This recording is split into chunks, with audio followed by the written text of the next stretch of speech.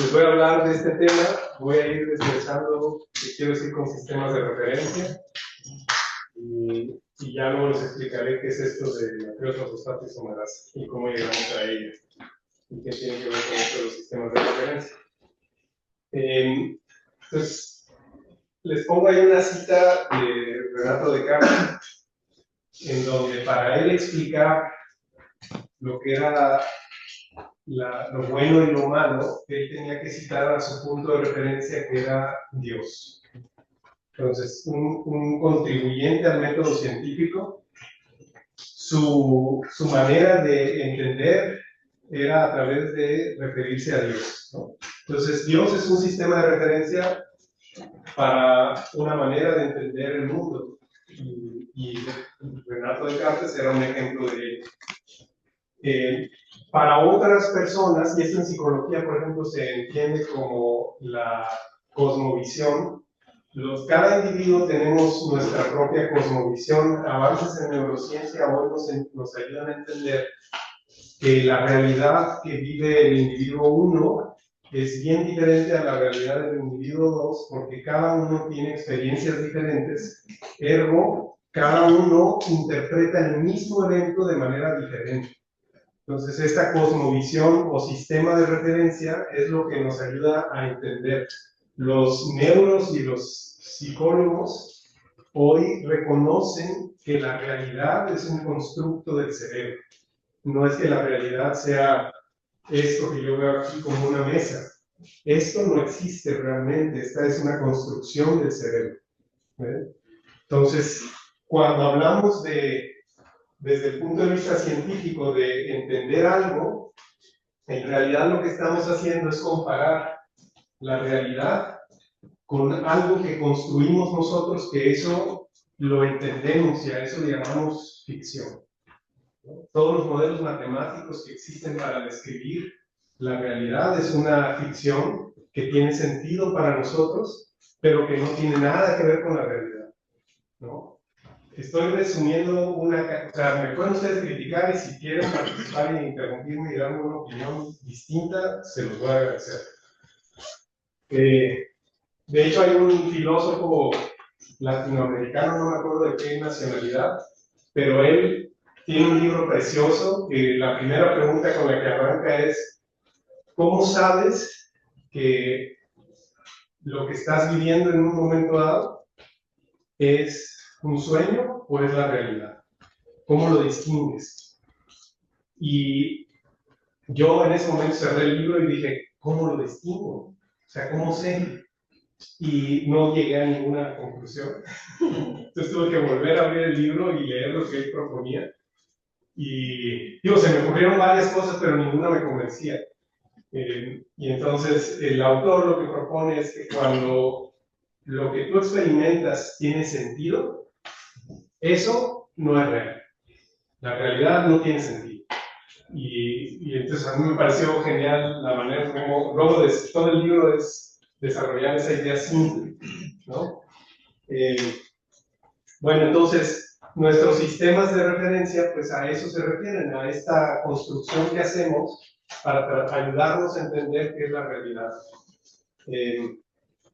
Digo, este tema es fascinante, hay muchas cosas que decir. Hay un trabajo editorial de Nature de hace como 10 años o algo así, que el editor hace una revisión histórica de cómo fue que nos convencimos los humanos de que esto lo podemos describir en 3 dimensiones, de que vivimos en un mundo tridimensional.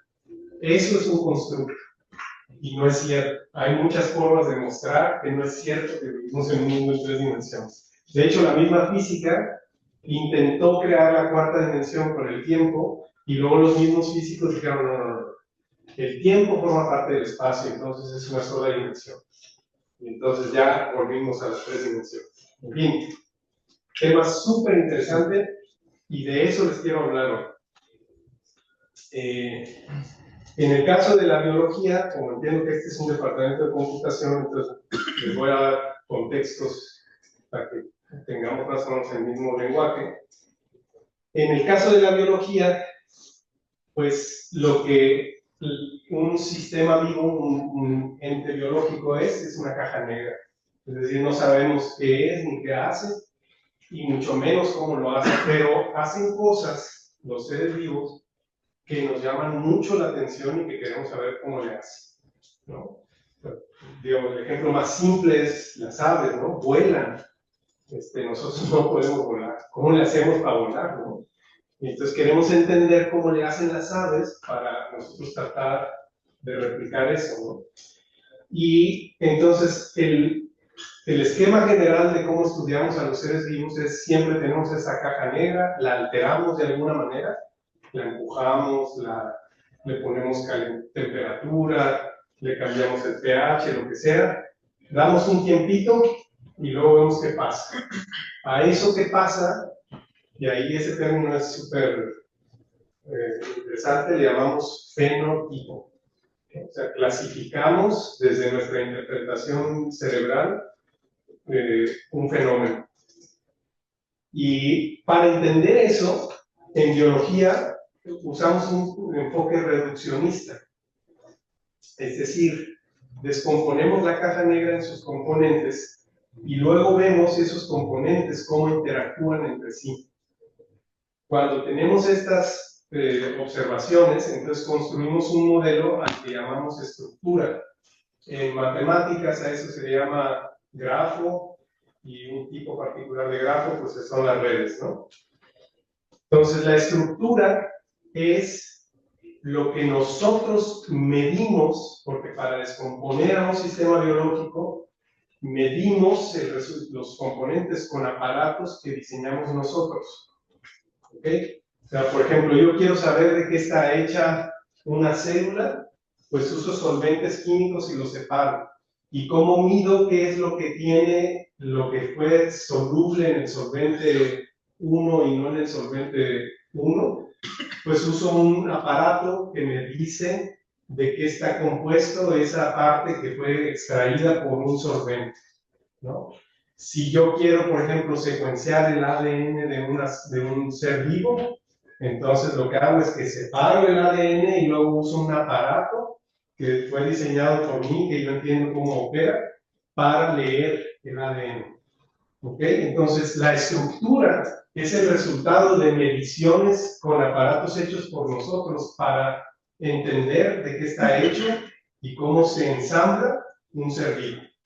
¿Ok? El fenotipo, a diferencia de la estructura, es el resultado de una acción consciente de percepción con nuestros sentidos, o sea, sensores que nosotros no diseñamos, que nosotros no entendemos cómo funcionan, pero que nos sirven para percibir eso que llamamos realidad, ¿no? Y entonces, esto es a lo que yo me dedico. La pregunta filosófica de mi laboratorio es cómo se relaciona lo que yo mido con aparatos con lo que yo observo a través de mi cerebro, ¿no? Pero esto que les explico aquí es el enfoque general de la ciencia en biología. Y la pregunta detrás de esto, pues es una pregunta que no debería de tener una solución más allá que a través de una relación que llamaríamos espuria. Entonces, si se acuerdan de la primera diapositiva, yo les decía, construimos ficción para tratar de entender la realidad, ¿no?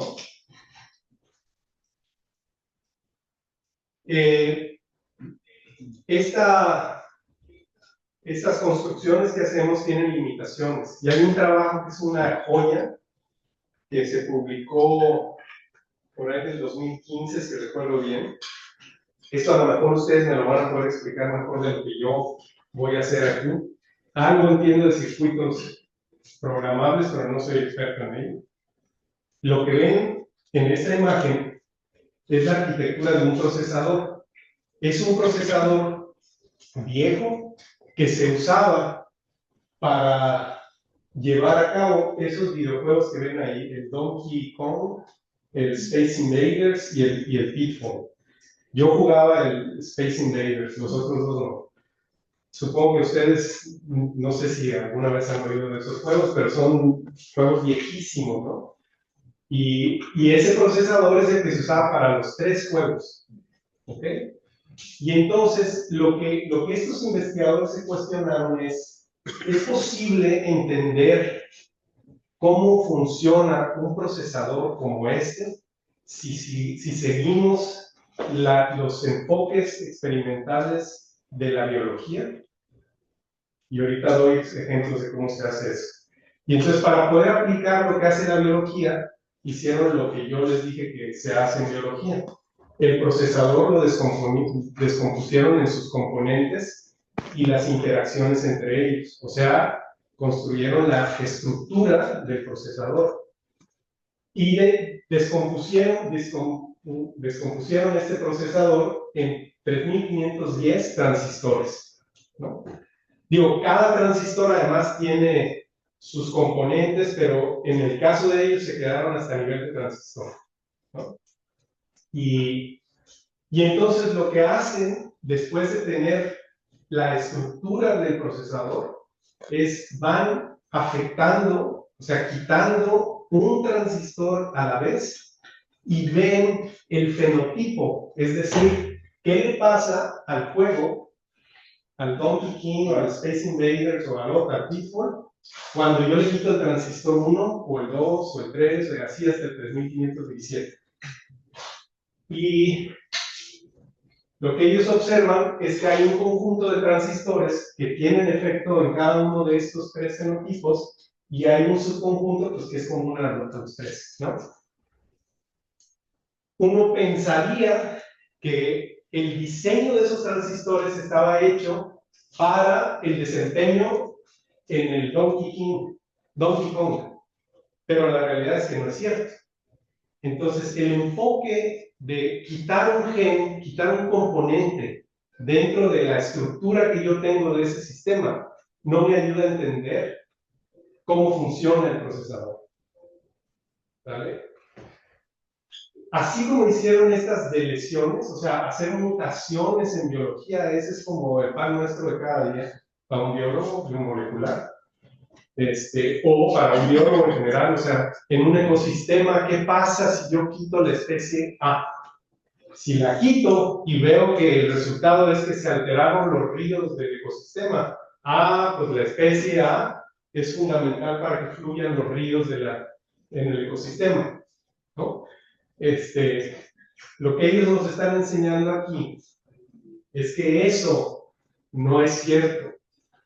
Y saben que no es cierto porque ellos conocen cómo funciona el procesador. Y ahí es lo que les quiero transmitir aquí y la relevancia de todo lo que les dije en la primera parte, es que lo que ellos concluyen es, para poder entender, necesitamos tener un sistema de referencia que se acerque lo más que se pueda a lo que yo estoy estudiando.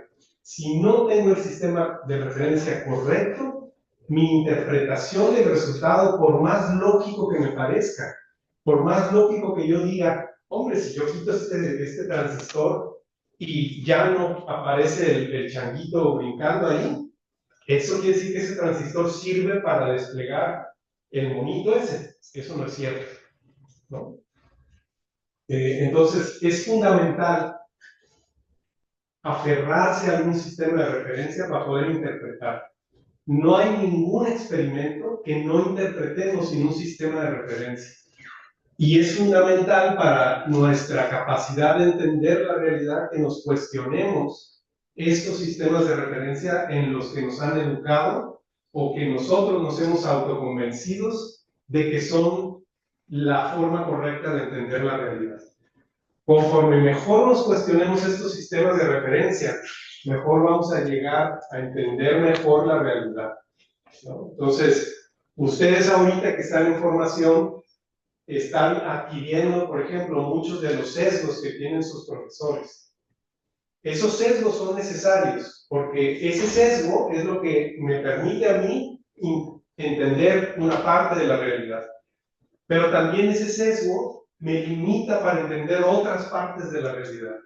Y esa ya va a ser tarea de ustedes, avanzar de los sesgos que están adquiriendo ahorita para poder llegar a mejorar su entendimiento del entorno que les toca, ¿no?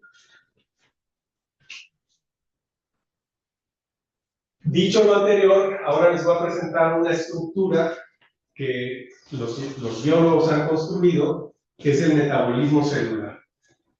El metabolismo celular es algo parecido a un procesador, ¿vale? El metabolismo es sinónimo a procesador. Y ese metabolismo está constituido, al igual que el procesador, de transistores o de rutas metabólicas. Lo que ven aquí en cajitas de colores sería el análogo de un transistor. Ese transistor está hecho de muchos procesos, al igual que un transistor, ¿no?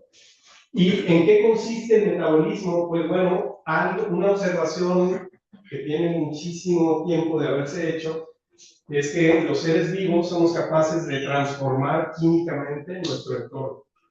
Cuando digo químicamente es, aquí antes había piedras y a lo mejor uno que otro arbolito. Y ahora tenemos esto, ¿no? Transformamos la composición de este entorno de una forma radical. Pero esto que podemos hacer los humanos, lo puede hacer una bacteria. Una bacteria puede transformar su entorno completamente. Transformarlo quiere decir que si antes aquí había piedras y arbolitos, ahora no va a haber eso. Va a haber otra cosa.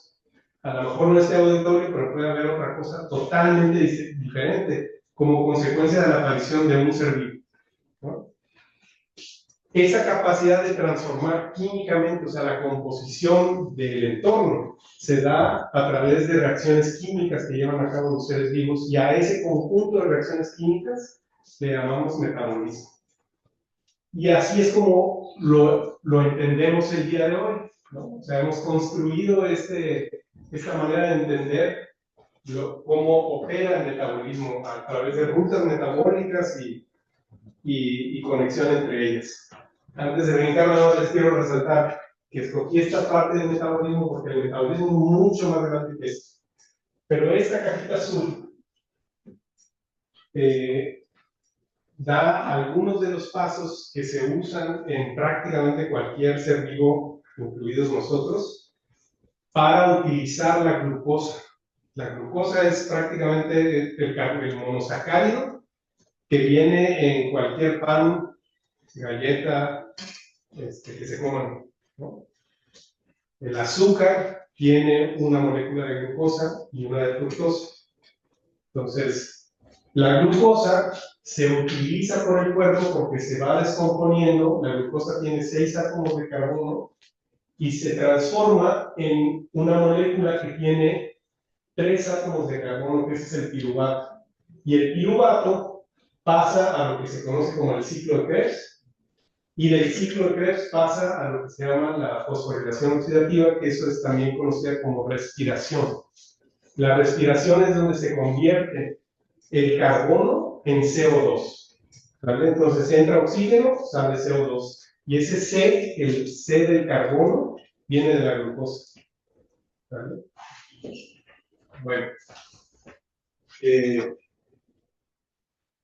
Entonces, como les decía, la base de cómo entendemos a los seres vivos era descomponer en partes y luego encontrar interacciones entre las partes. Pero eso no me dice la forma de la red, nada más en el esquema yo se los puse como si fuera una cosa directa. En 2001, Andreas Wagner publica este trabajo que hace la reflexión, bueno, para poder reconstruir una ruta, relaciones entre los componentes de un sistema vivo, tendríamos que al menos tener n al cuadrado entre 2, n al cuadrado menos n entre 2, experimentos para poder vincular todos los posibles relaciones entre estos componentes. Y eso experimentalmente es prohibitivo, porque si yo tengo, por ejemplo, una bacteria como Escherichia coli, tiene 4.000 proteínas, al menos 4.000 proteínas. O sea, el cuadrado de 4.000 menos 4.000 entre 2 son un titipuchal, estamos hablando de cerca de varios millones de experimentos, ¿no? Es caro, eso no se puede. Entonces, Andreas Wagner propone un algoritmo de encontrar la gráfica más parsimoniosa que converge en lugar de el número que les di en un poquito menos de n cuadrado. Pero sigue siendo un número brutal de pasos, ¿no? No me voy a detener mucho en esta parte porque les quiero presumir la contribución que nosotros hicimos a este problema. La idea que se nos ocurrió es, como les explicaba, los biólogos moleculares y los biólogos en general nos gusta andar quitando cosas, ¿no? Para ver qué pasa. Y entonces, de un organismo, que en este caso es una levadura que se llama Saccharomyces cerevisiae, ya se habían hecho todos los experimentos de agarrar cada uno de los 6.000 genes que tiene esa levadura e irlos quitando de uno por uno, ¿no? Y cuando los quitaron, se dieron cuenta que había algunos que cuando los quitan, la levadura ya no puede crecer. Y a eso se les llama genes esenciales, ¿no? Dentro de ese conjunto de genes esenciales, que son de los 6.000, aproximadamente 1.000 son esenciales. De esos 1.000 genes esenciales, hay 134 que codifican para una proteína que tiene esta capacidad de hacer reacciones químicas, o sea, que son enzimas. Entonces, hay 134 enzimas que son esenciales. Y la pregunta es, ¿cómo podemos usar esa información para identificar cuál es la red? Y entonces, nosotros usamos, no les doy todos los detalles, pero usamos muchos criterios de cómo reconstruir redes a partir de saber cuál es la actividad enzimática que llevan a cabo. La más simple, se las describo de esta manera, es, yo tengo la enzima 1 que tiene un compuesto químico que es reconocido por esta enzima y después de que lo reconoce, lo transforma en una nueva especie química. ¿Vale? A eso se le llama sustrato y producto. Entonces la enzima recibe un sustrato y produce un producto. Si el producto de la enzima 1 resulta que ese producto es el sustrato de la enzima 2, entonces la enzima 1 y la enzima 2 están relacionadas. O sea, yo le puedo poner una arista a esa relación. ¿Ok? Si hacemos eso, vamos a terminar generando una red que no es la red que yo les presenté antes. Es una red que está hiperconectada. Porque, digamos, nada más para que se imaginen, hay muchas enzimas que hacen reacciones de hidrólisis, es decir, que generan agua. Digo, que usan agua para incorporarla a una reacción, pero hay muchas otras enzimas que generan reacciones de condensación, es decir, que cuando agarran dos compuestos químicos, liberan agua. Entonces, bajo la lógica que les acabo de escribir de cómo conectar enzimas, todas las hidrolasas y todas las enzimas de condensación estarían relacionadas, y eso no es cierto, ¿no? Entonces, generamos cientos de redes metabólicas posibles, y la pregunta que nos hicimos es, ¿alguna de esas representaciones del metabolismo, si yo le aplico medidas de centralidad, esto es algo, un término que les suena familiar o es algo que desconocen? ¿No? Si les explico qué es una medida de centralidad. Una medida de centralidad en una red es como un índice que te dice qué tan importante para la conectividad de la red ese nodo es. ¿Vale? Y hay un número, nosotros hemos inventado índices de centralidad. Por ejemplo, uno que inventamos le llamamos el sphere degree, ¿no? El grado de la esfera, ¿no? Que es una generalización al 2 degree. O sea, ¿qué es el degree? Yo me paro en un nodo y veo cuántos otros nodos son interactuantes a mí. Pero luego, si yo mido el 2 degree, lo que querría decir es cuántos nodos de los nodos que son vecinos a mí son vecinos a ese nodo que es vecino mío, ¿no? Y luego hay, por ejemplo, el coeficiente de agrupamiento o clustering coefficient, lo que te dice es, yo tengo estos vecinos, y luego, ¿esos vecinos son vecinos entre sí o nada más son vecinos míos? si fueran vecinos entre sí, el máximo número de relaciones que podrían tener ellos es un número n. Y si yo comparo ese número esperado contra el número observado, eso me dice cuál es el coeficiente de agrupamiento para mis vecinos. Y así como eso, hay decenas o miles de medidas de centralidad que todos lo que te dicen es una propiedad de conectividad de la red, ¿no? Del grafo. Y entonces, lo que aplicábamos era estas medidas de centralidad y aplicamos una prueba estadística para identificar cuál de esas redes identificaba el mayor número de enzimas importantes para el metabolismo a través de medidas de centralidad. Es decir, la observación experimental es, este gen, si yo lo quito, el metabolismo ya no sirve, debe de estar relacionado con algún índice de la importancia de la conectividad de ese nodo en la red, ¿no? Y así generábamos esto que llamamos redes enriquecidas en genes esenciales metabólicos, ¿no? Y lo que aprendimos es que si usábamos una sola medida de centralidad, pues la dispersión, pues aquí la pueden ver, había de las cientos de redes que habíamos generado, había algunas que estaban cerca de 0.5 y otras andaban cercanas a 0.65, pero si aumentábamos esto a 2, 3, 4 o más, mejorábamos, pero ya después de 2 no había mejoría. Y entonces dijimos, eso quiere decir que la esencialidad de un gen no se puede describir a partir de una sola propiedad, sino de más de una propiedad. Esa es una interpretación que es incorrecta, pero eso dijimos en su momento, ¿no? Entonces llegó Raúl Ortiz a mi grupo, hizo su tesis de licenciatura en maestría conmigo, y la pregunta que nos hicimos fue, ¿no será que nos faltan algunas relaciones, además de las químicas que ya les describí? ¿Nos harán falta otro tipo de relaciones en esta red del metabolismo? Y entonces usamos 7 tipos de relaciones diferentes que se reportan experimentalmente. Y descubrimos que hay una que mejora la eficiencia de predicción. En lugar de llegar a 60 y tantos % de los genes esenciales, llegamos al 91% de los genes esenciales. Y esa relación que nos faltaba era interacción proteína-proteína. O sea, cuando dos proteínas físicamente interactúan, esa información nos llevaba a prácticamente poder identificar casi todos los genes esenciales, y ahora en lugar de con 2 medidas de centralidad, con una sola.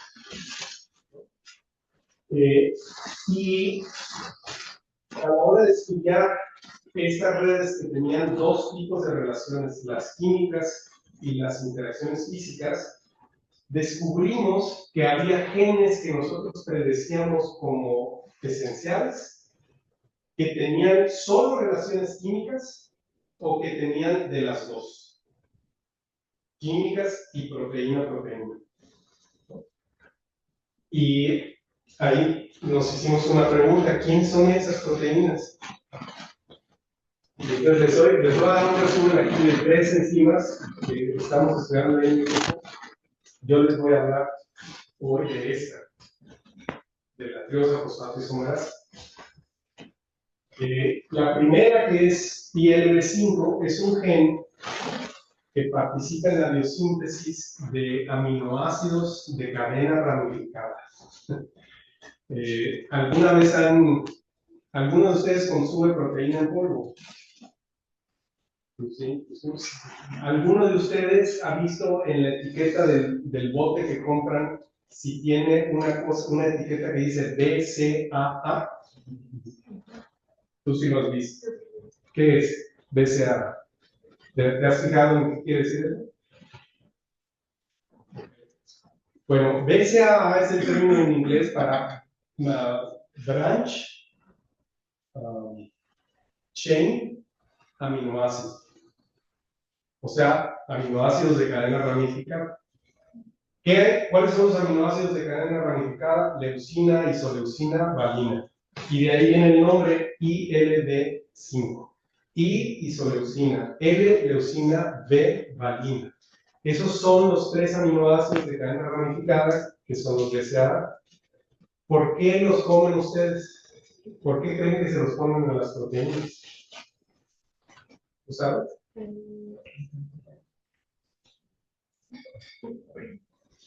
¿Eh? Saben rico, dice. ¿Saben rico? No, al revés, al revés, al revés. Ah, son esenciales y tengo entendido que están un poco más especializados en la síntesis del músculo. Exacto. El consumo de leucina en particular, en experimentos de tiempo corto, lo que hace es favorecer la biosíntesis del músculo. ¿Vale? IL-5 es un gen esencial para la levadura.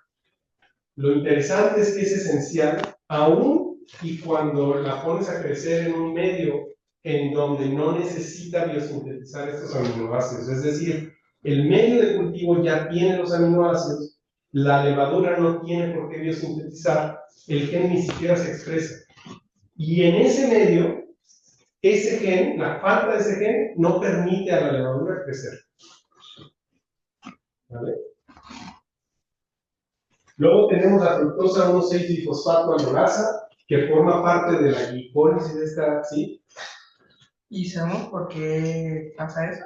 ¿Qué? De que necesita esa proteína a pesar de que no se representa. Ahorita vamos a llegar ahí. O sea, no sabemos, no sabemos. Lo que quiero llegar es a platicar desde el caso de fosfato para luego hacer extrapolación y vamos a ver si es cierto la extrapolación. Ahorita no tengo resultados para estas dos, pero sí para esta. ¿Sí? Bueno, fructosa 1,6-difosfato y tirosa fosfato isomerasa son dos enzimas de la vía de la glicólisis. Esta vía que les enseñé participan en cómo descomponer a la glucosa para poder producir CO2 al final. ¿Sabes? No me voy a detener mucho en esta, pero cualquiera de estas tres enzimas, si uno quita el gen de la célula no crece en presencia de glucosa. ¿Vale? Esta enzima, los fosfato isomerasa en particular, según he visto en la literatura, se han reportado alrededor de 100 casos de humanos que tienen mutaciones en esa enzima. Cuando, por ejemplo, un investigador en el departamento donde yo trabajo, él, parte de su vida académica se la dedicó a estudiar esta enzima.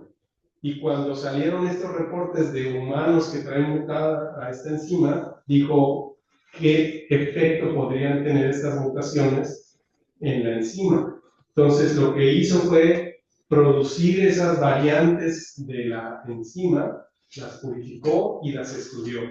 Y lo que descubrió es que todas las mutaciones se inestabilizan a la proteína y entonces pierde actividad. Entonces, para que una proteína tenga actividad, tiene que adoptar estas formas que están representadas aquí como si fuera un ribbon, un listón. Y en esta forma es que pueden hacer la reacción química que les corresponde, ¿no?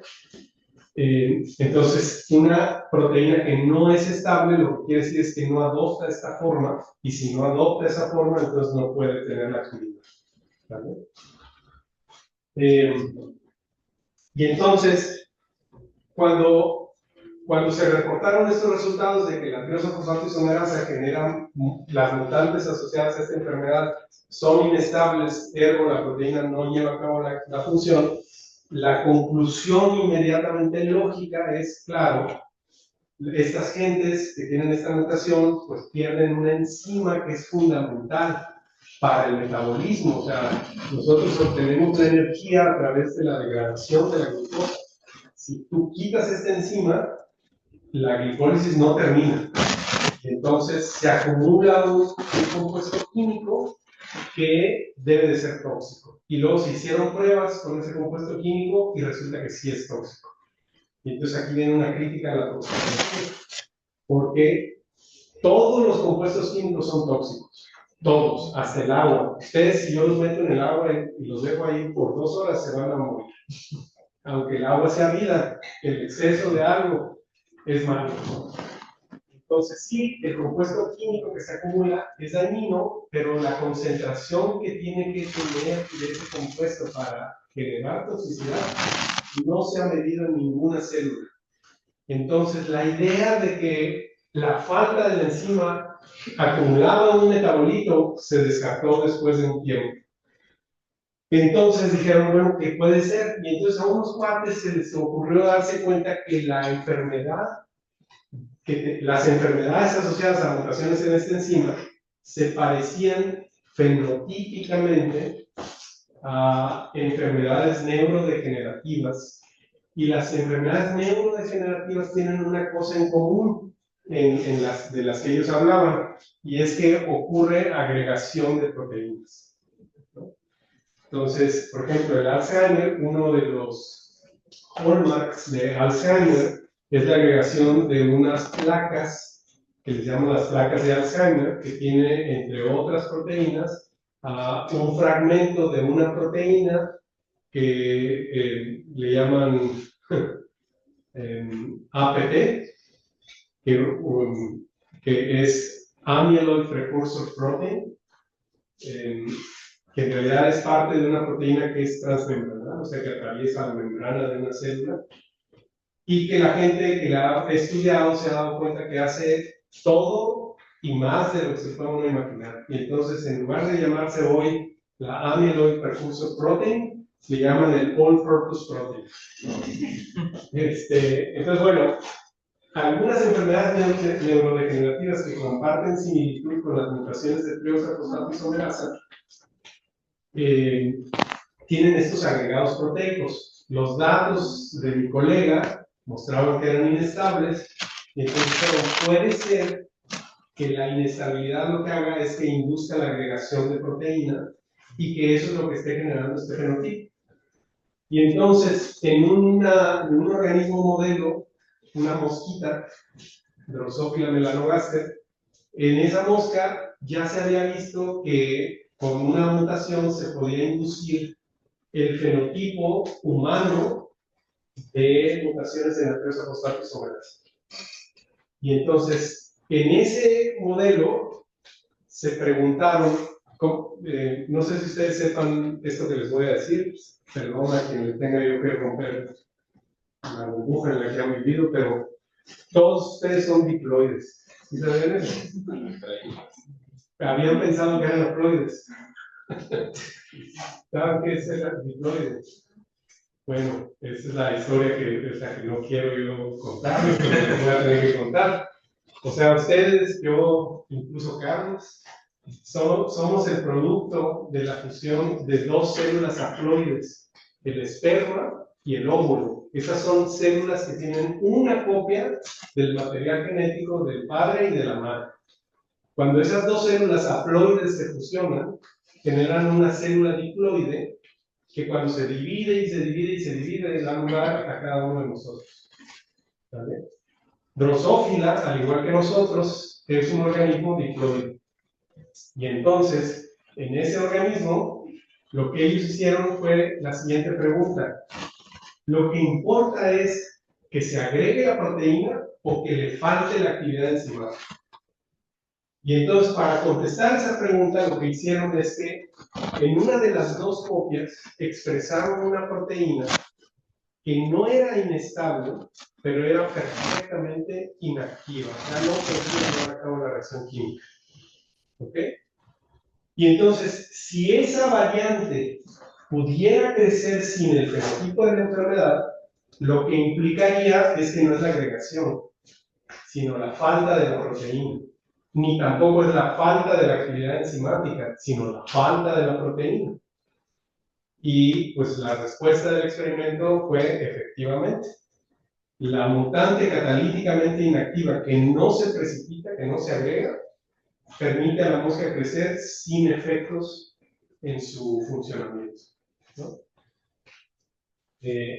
Entonces, cuando nos dimos cuenta de eso, Raúl intentó desesperadamente por un año construir una variante de la levadura que expresara la mutante catalíticamente inactiva que habían usado en Drosophila, pero en levadura, para ver si en levadura, porque él había predicho, la triosa fosfato-isomerasa no es esencial porque le falte la actividad enzimática, sino porque es esencial porque tiene interacciones proteína-proteína y la actividad enzimática, no solo por la actividad enzimática.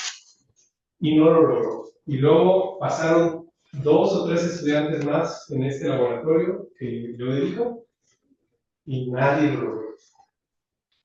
Cada uno de ellos intentó estrategias de biología molecular diferentes para construir esa mentada cepa y no lo logramos.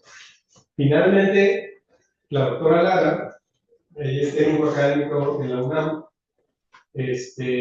gracias a una donación de un grupo en Alemania, que nos dieron una cepa de la levadura que no tiene en su genoma el gen de esta enzima de la triosa fosfato-isomerasa, pero lograron ponerle a esa cepa un plásmido. Un plásmido es un DNA que no es el genómico, sino es un DNA ectópico, es decir, que no forma parte del genoma, es un DNA circular, esto es que se sabe. Y entonces ese DNA ectópico le sirve a la célula para expresar genes que trae el plásmido. Y en ese plásmido se expresó el gen silvestre de la triosa fosfato-isomerasa. Entonces teníamos una cepa que en el genoma no tenía el gen de la triosa isomerasa, pero en el plásmido sí. Y ese plásmido tenía una característica, expresaba un gen una 3, que cuando uno le da ese compuesto, el 5-FOA, ese compuesto es inocuo para la célula. Pero si tiene la actividad enzimática una 3, entonces se convierte en ese compuesto que es el 5-fluoroacil, y ese compuesto sí es tóxico. ¿Vale? Entonces, a la cepa que nos dieron de Alemania, si yo le pongo el 5-FOA, lo que va a pasar es que la voy a matar.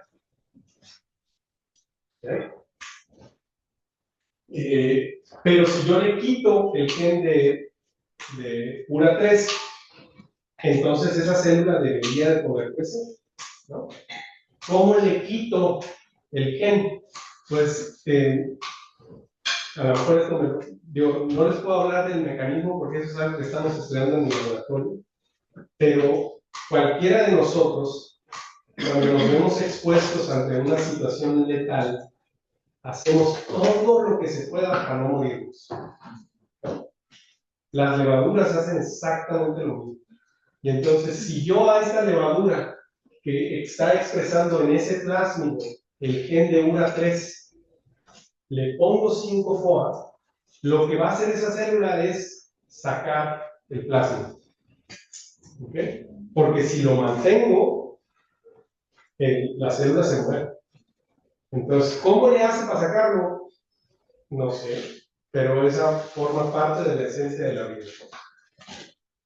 Bueno, entonces aprovechando esa cualidad, lo que Tene hizo fue reinstaurar, perdón que están muy chicas las imágenes, reinsertó en el genoma de esas cepas que tenían en el plásmido a URA3 y el gen silvestre de la triosa, y en el genoma le puso una copia del gen silvestre de la triosa fosfato-isomerasa en una cepa, y en otra cepa, en lugar de meter el gen silvestre, metió la mutante que es catalíticamente inactiva y es estable de la triosa fosfato-isomerasa. Entonces, lo que están viendo aquí, y por eso está contenta, es que después de más o sea, Raúl, el joven que les dije que hizo su licenciatura y maestría, él se graduó, yo creo que por ahí del 2012, ¿vale? Su último año de maestría lo dedicó férreamente a tratar de construir esas cepas sin lograr. Esto que están viendo ahorita lo obtuvimos en el 25, ¿vale? Y eso es lo que ves del lado izquierdo, no, pero del lado derecho, es la cepa silvestre que puede crecer en presencia de glucosa, después de que le pusimos el FOA y que ya el FOA no la mata. Ya secuenciamos esa cepa, ya sabemos que no trae el plásmido y ya sabemos que trae la mutación en el genoma. Entonces, del lado derecho es esa cepa la que le metimos en el genoma, el gen silvestre de la TPI, y el lado izquierdo, lo mismo, pero con la mutante catalíticamente inactiva. Y entonces, esto lo que nos indica es que la mutante catalíticamente inactiva no se necesita la actividad enzimática en un organismo haploide. Acuérdense que les rompí la burbuja de la haploidea. Este es haploide, entonces aquí yo no tengo una segunda copia buena o mala, sino esta es una sola copia de ese gen, y ese gen, si yo le quito la actividad enzimática, la célula puede crecer perfectamente. Ahora, perfectamente no es el término correcto, porque como yo les dije, TPI es esencial no solo por la actividad enzimática, sino por las interacciones proteína-proteína, es decir, en algo tiene que participar la actividad enzimática. Y eso se ve reflejado en el fenotipo. Estas colonias nosotros las pudimos ver después de 2 días. Normalmente la cepa silvestre tarda 2 días en crecer en una cajita como esta. Ella tardó 1 día más. O sea, su cinética de crecimiento es más lenta. Lo cual quiere decir que la actividad enzimática sí es importante, pero no es esencial. ¿Okay?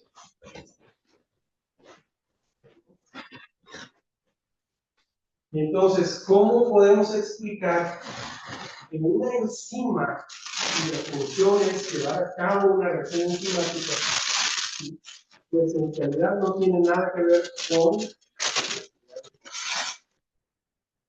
Y en biología se han generado estos conceptos muy interesantes, porque se rompió un paradigma en biología que se creía que la evolución...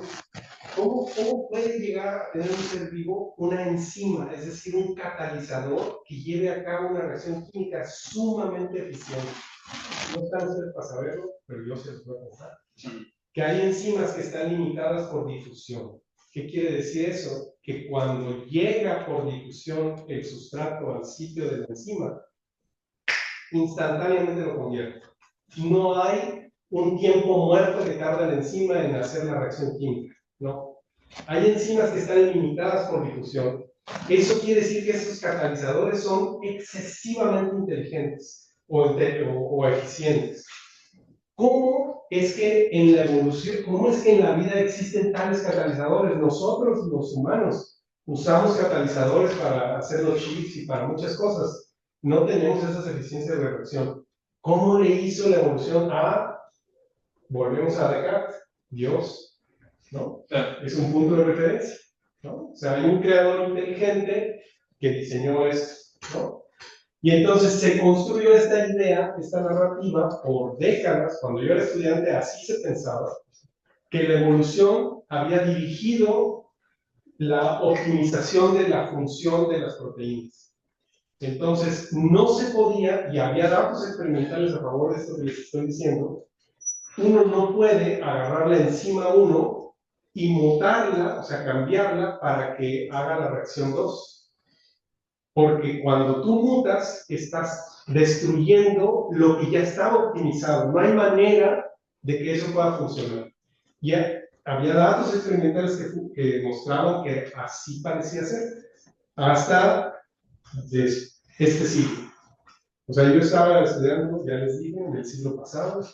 En este siglo, esa narrativa cambió.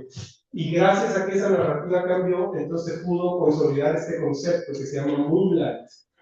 Moonlight es el término que se usa en Estados Unidos para referirse a personas que tienen un trabajo durante el día y otro trabajo en la noche. Por eso Moonlight, ¿no? Y entonces se describieron proteínas que además de hacer la reacción enzimática podían tener otra función. Y a esas se les bautizó con el nombre de Moonlight. Y entonces, las proteínas Moonlight, ¿qué es lo que hacen para tener una segunda actividad. Lo que ven de aquel lado, acá, a señalárselos. Lo que ven aquí es si la proteína es una enzima y normalmente está adentro de la célula, para que realice una segunda función, lo que hace es que se sale de la célula y afuera funciona como otra cosa que no es la enzima. Entonces, cambio de localización celular. Esa es una manera de conseguir una segunda función. Hay proteínas por ejemplo, en el ejemplo que tienen aquí, hay proteínas que forman parte de una maquinaria que se dedica a sintetizar proteínas. Eso se llama ribosoma. Entonces, esta proteína forma parte del ribosoma, pero luego lo que hace es que en lugar de estar en el ribosoma, ahora se une al DNA. Y cuando se une al DNA tiene una segunda función. Entonces, esta es otra forma, cambiando de con quién interactúo, el que adquiera una función diferente. La otra es cambiar el estado de oligomerización, o sea, en lugar de tener 3, ahora soy 4, o en lugar de ser 4, ahora soy 5, y cada heterocomplejo o complejo tiene una función diferente.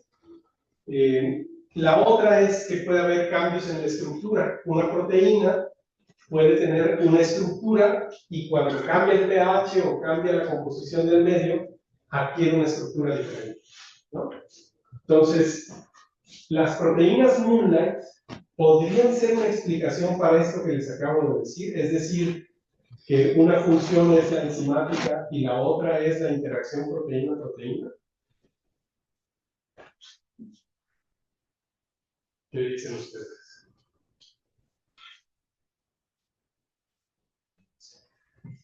No sabes.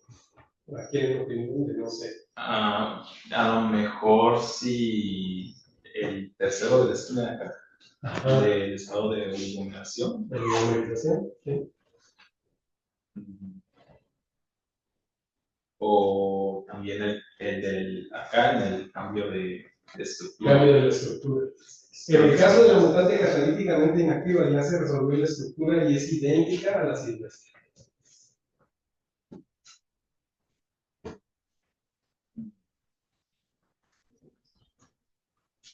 ¿Perdón?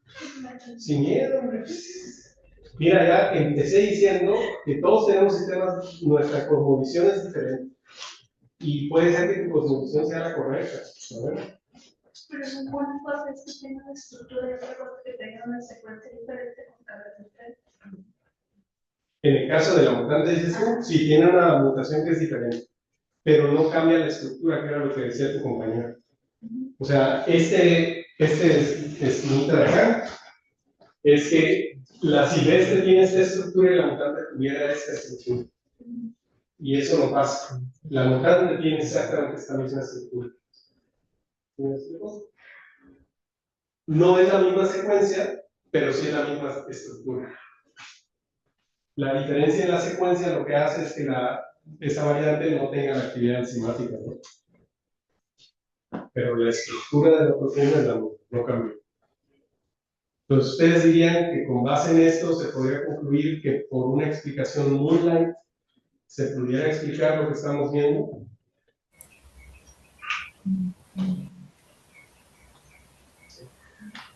No sabemos. Bueno, yo soy categórico y digo que no. En lugar de eso, yo lo que creo, y por ahí voy, esa es mi cosmovisión, que puede estar equivocada. No sé si han oído hablar de lo que es el coloides, creo que en física así es como le llaman, soluciones coloidales. ¿Han oído hablar de soluciones coloidales? Bueno, en biología a los coloides les llamamos molecular crowding. No sé si hay un equivalente en teoría de coloides para esto. Pero si tú dijiste que si sabes qué es un coloide, una solución coloidal, un grupo coloidal. Pues yo me acuerdo de la medicina con agua. Okay. Que cuando le pegas se endurece. Pero vaya, si tú la tocas de manera suave, pues actúa como cualquier otro líquido. Correcto. O sea, un coloide es una mezcla que tiene partículas chiquitas y partículas gigantes, ¿no? Y ¿cómo era la siguiente? Esa distribución de tamaños genera una serie de propiedades en el sistema. Por ejemplo, el de lo que estaba yo describiendo, exclusión de volumen. Cuando dos particulotas gigantes se ponen en contacto, lo que están haciendo es excluir a las particulitas chiquitas. Y eso, por mucho tiempo se ha pensado, y es un tema que se discute, que lo que conlleva a eso es la entropía. ¿Okay? Es un tema abierto, pero digamos en la práctica yo los invito a que hagan este experimento. Pongan una cajita en donde tienen palillos de dientes desordenados. ¿Okay? O sea, unos así, otros así, otros diagonales. Agiten la caja. Y lo que van a descubrir es que van a quedar todos los palitos ordenados. Ese es un ejemplo de lo que pasa cuando tienes un sistema en donde tienes partículas gigantotas confinados en un volumen. Si fueran gases, pues tú lo agitas y se expande, ¿no? Pero cuando es algo físico gigante, tiene estas propiedades. Y eso se ha estudiado en física, pero en física, aunque hay una teoría que describe más o menos bien las propiedades de sistemas coloidales, incluso en sistemas coloidales, como describía su compañero, se pueden ver incluso el surgimiento de propiedades emergentes, que son características de los sistemas vivos, pues no necesariamente eso alcanza a describir cómo se comportan los sistemas biológicos. Pero se han estudiado desde el punto de vista de la teoría física, y estas son las cosas que se han aprendido en qué participa el molecular crowding para el funcionamiento de una célula. Entonces, por ejemplo, una de las cosas que les había dicho que puede, en la que puede funcionar, es que si una proteína no está bien plegada, el molecular crowding lo que puede es inducir a que se pliegue. Si una proteína es poco estable, cuando tú la pones en una solución atascada de otras moléculas, se estabiliza, ¿no? Pero también puede operar al revés, depende de la composición de la célula. Tú tienes una proteína que está como queriéndose desestabilizar, en ciertos contextos se termina de desestabilizar y entonces se favorece la formación de agregados, ¿no? Como lo que les decía del beta-mieloide que está presente en el Alzheimer. Y una propiedad muy interesante que se estudia más recientemente en biología es esto, la fase líquido-líquido o líquido-sólido. En las células tenemos estas interfaces que gobiernan muchos de los procesos. Entonces, el tener una célula que está atascada, perdón que no hice énfasis en eso, no les enseñé la imagen. Esto que ven aquí es una micrografía del interior de una célula. Lo que ven en azul es lípido, membrana. Lo que ven en rojo es actina, que es un polímero de proteína. Y todo lo que ven en verde son agregados moleculares que pueden tener proteína o cualquier otra cosa.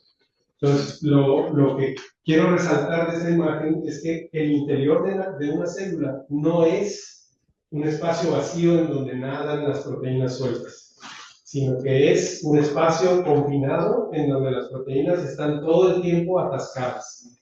Para que se imaginen lo que representa estar así, un físico me encantó cómo sacó estos cálculos. Soy incapaz de reproducir cómo lo sacó, pero su lógica me pareció impecable, o sea, su lógica numérica.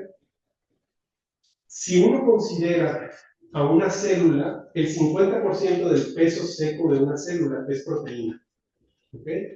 Esa es la razón por la cual todos nosotros tenemos que comer proteínas todos los días.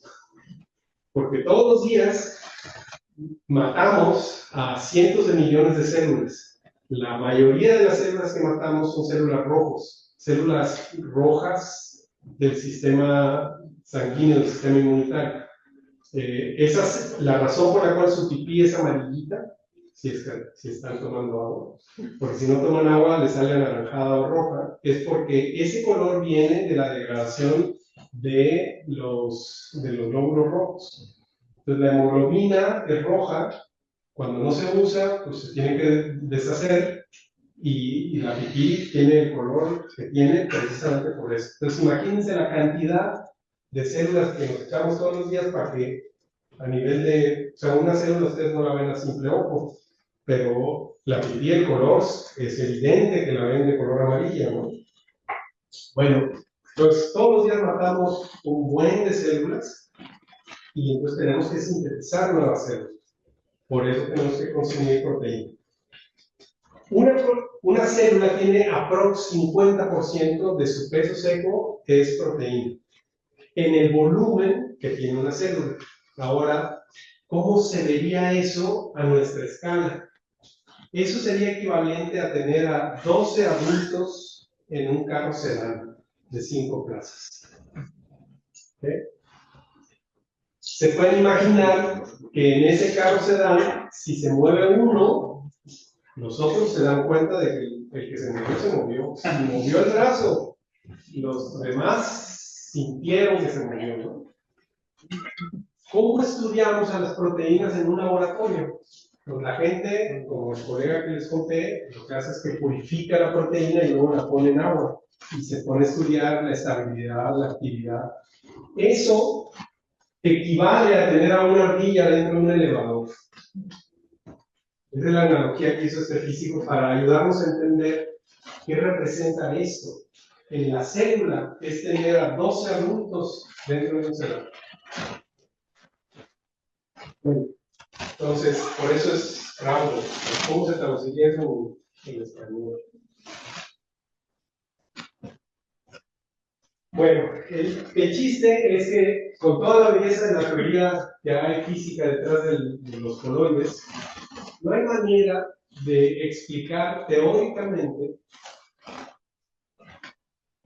cómo si tú quitas una partícula chiquita, porque la fosfato es una proteína, no forma parte de la actina que les ponían. La actina es el citoesqueleto, es lo que le da la estructura a la célula. Entonces, la fosfato no forma parte del citoesqueleto. Entonces, ¿cómo podemos explicar que quitando una proteína como esa, la célula no pueda funcionar? Si la explicación, como les decía, es porque estamos en un sistema tipo coloide y yo quito una partícula chiquita, ¿a poco el sistema pierde las propiedades que les estoy poniendo aquí? Pues uno no esperaría que esas propiedades se perdieran. Al menos teóricamente no hay forma de explicarlas, pero intuitivamente sí. Y entonces hay gente que ha propuesto que hay partículas chicas que si tú quitas, entonces alteras las propiedades de las partículas gigantes. Y que eso es lo que cambia las propiedades. Pero ¿cómo explicar y modelar eso? No es menos lo que yo haya encontrado hasta el día de hoy. Entonces eso nos ha llevado a empezar a estudiar este tipo de fenómenos del empacamiento. Entonces, el fenómeno de empacamiento es algo que se ha estudiado matemáticamente y físicamente. Entonces, el problema clásico de empacamiento es el de Kepler. No sé si han oído hablar de esto. Kepler en 1611, su cuate, que era también un matemático, que en aquel entonces no había estos institutos o centros como los en los que estamos ahorita. O sea, a la gente inteligente no los tenían en lugares como este, sino pues había un rico que les pagaba para que le resolvieran los problemas que tenían. Entonces había un mercader que tenía a este amigo, que ahorita se me olvida el nombre, pero también es un nombre de un matemático famoso, que lo tenía a su servicio y era mercader, entonces transportaba mercancías en barco. Y entonces en esa época, en 1600, estaban surgiendo con mucho auge los piratas. Y entonces los barcos empezaron a necesitar incluir dentro de su espacio cañones que estaban viendo hacia afuera, entonces no le quitaban mucho espacio adentro de la zona de carga, pero también tenían que llevar balas de cañón. Y entonces este mercader le preguntó a su amigo el matemático, bueno, a su empleado matemático, ¿cómo tengo que ordenar las balas de cañón para garantizar que ocupen el menor espacio? Y este cuate le echó cerebro, no llegó a nada. Y entonces, después de un tiempo de estar dándole y no podía encontrar la solución, le platica el problema a Kepler. Y a Kepler le pareció fascinante el problema y se clavó en él y tampoco llegó a encontrar una solución. Pero alcanzó a vislumbrar una conjetura, a la cual se le conoce como la conjetura del empacamiento de Kepler. Y pasaron 4 siglos y mediante computación se pudo demostrar que la conjetura era correcta. No se ha podido encontrar una demostración formal, pero sí computacional, de que la conjetura es correcta. Y el empacamiento en física, los grados de empacamiento que tiene un material, están asociados, y hay una historia preciosa, luego se las puedo contar esa, que se ha visto que depende del grado de empacamiento que tenga un material, cuál es la frecuencia de vibración a la que responde. Entonces, por ejemplo, si tú quieres empacar, y esa es la historia bonita, o sea, esta era la historia de un cuate que trabajaba en ingeniería, que su problema de tesis era un problema de la industria, que tienen partículas sólidas que formaban parte de un producto, pero las partículas no se empacaban. Entonces, cuando mezclaban los dos materiales, pues quedaba un volumen muy grande y no era comercialmente atractivo venderlo así. Entonces, para la tesis de este cuate era encontrar una solución al problema de lograr empacar estos materiales sólidos. El cuate no podía, estaba igual que el otro cuate matemático, y entonces un buen día se lleva su material, se lleva la tarea a la casa, ¿no? Y él compartía su depa con otros estudiantes, entre ellos estaba una chava que estudiaba violín, era violinista, ¿no? Y ese día coincidió que la violinista, al igual que el ingeniero, se llevaron la tarea a la casa, y la violinista esa noche estuvo práctica y práctica el violín. Al día siguiente, el estudiante se despierta, va por su tarea y encuentra el material perfectamente empacado. Y no sabe cómo se había resuelto eso, ¿no? Y entonces habla con su tutor y el tutor le dice, pues, ¿qué hiciste? Pues lo único que hiciste me lo llevé a la casa. Vuelve, te lo llevar a la casa. Y al día siguiente se lo lleva a la casa y la violinista no toca su violín. Y no pasó nada. Y le dice al tutor, oye, pues llevé y no pasó nada. Oh, ay. Y entonces seguían pasando el tiempo y en alguna otra ocasión vuelven a coincidir los dos. Y entonces al cuate le cae el 20. Oye, creo que tú estuviste tocando aquella noche también, ¿verdad? Y la chava ni se acordaba. Punto está que descubrió que había ciertas notas del violín que lograban empacar. Y eso empíricamente hoy se usa en materiales. Tú pones empíricamente a distintas frecuencias de vibración materiales para lograrlos empacar, ¿no? Y eso físicamente se ha explicado de esta manera. O sea, tú tienes, cada partícula tiene un resorte que obedece a una cierta fuerza. Debes de poder excitar al resorte en la frecuencia correcta para hacer que se gire o se enfoque, ¿no? Nosotros en el grupo hemos venido trabajando en un modelo que lo que hace es medir el nivel de empacamiento de las proteínas. Y ese modelo nos ha servido para poder relacionar la estructura y la función. Y entonces, nuestra hipótesis para entender qué está pasando con la triosfosfato-isomerasa, y ahí esto ya lo voy a dejar para otro seminario en algún momento de la vida, porque tenemos datos bien padres, pero eso requiere otro seminario. Es que Las proteínas, nosotros sabemos y otra gente también ya lo ha medido, vibran a frecuencias particulares. Y datos que no hemos publicado nos enseñan que si yo trato a las proteínas como vectores con frecuencias de vibración que puedan ser sumables, o sea, no todas las frecuencias de vibración son sumables, ¿no? Hay frecuencias de vibración que se anulan y hay frecuencias de vibración que sí son, ¿cómo se llama esto? Resonantes. Y una forma de medir la resonancia, si representas a tu onda como vector, es que los vectores sean paralelos. Si son paralelos, son aditivos. Si no son paralelos, no van a ser aditivos.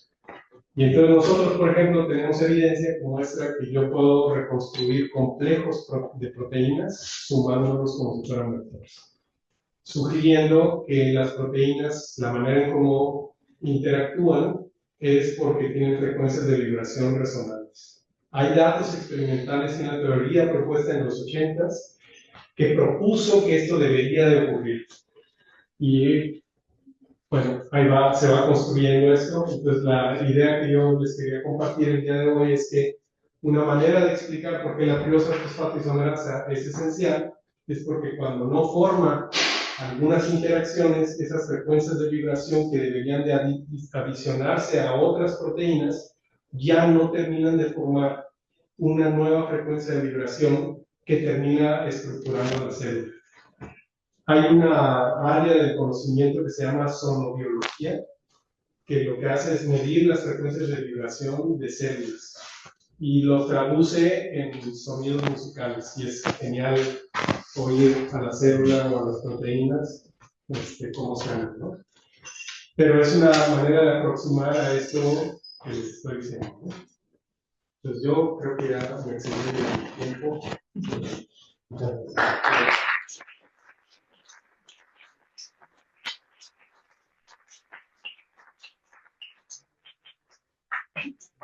Muchísimas gracias, Javier. Vamos a hacer la sesión de preguntas.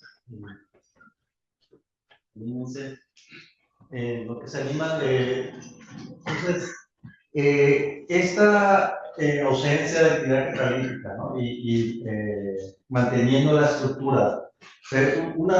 Algo que se conjeturar es que si tiene la estructura, como que hay un mecanismo de backup que ayuda a resolver el problema de la falta de catálisis, pero lo que tú estás explicando que no es eso, o sea, no es tratar de suplir la catálisis, sino realmente es complementar ahí la función global, digamos.